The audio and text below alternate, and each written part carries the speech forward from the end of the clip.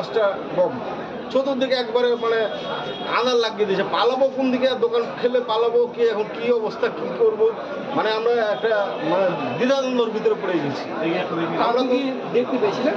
আমরা দেখলাম যে দেখতে বলতে মোটর সাইকেলে ছিল, এই যে রাকিব যেটা বলছে, এই রাকিবই ছিল মোটর সাইকেলে, এই মার্চে আর চলে গেছে। রাকিবের পরিচয় জানা আছে আপনার? রাকিবের বাড়ি এই 12 আপনার দল টল করে বা কোনো দল আওয়ামী লীগ করতো আগে থেকে, সন্ত্রাসী, একই কথা যে সন্ত্রাসী চাঁদাবাজি।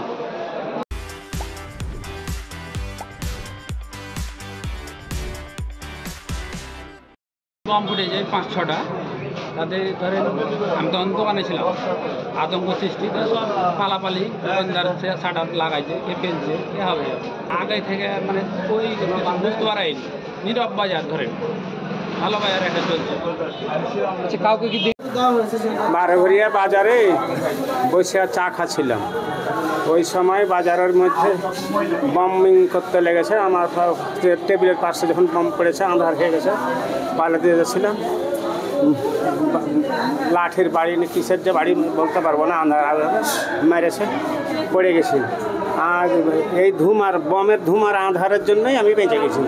ওই কয়েক বাড়ি খেয়েছি, দিয়ে আল্লাহ দিয়েছে, বাঁচিয়ে দিয়েছে। তখন আমি একটা দোকানের মধ্যে ঢুকে গেছি, ওই ধোঁয়ার মধ্যে, আঁধারে ধোঁয়ার আঁধারের মধ্যে আমি দোকানের মধ্যে ঢুকে গেছি। শুধু রাকিবকে জানি, রাকিবকে শুধু।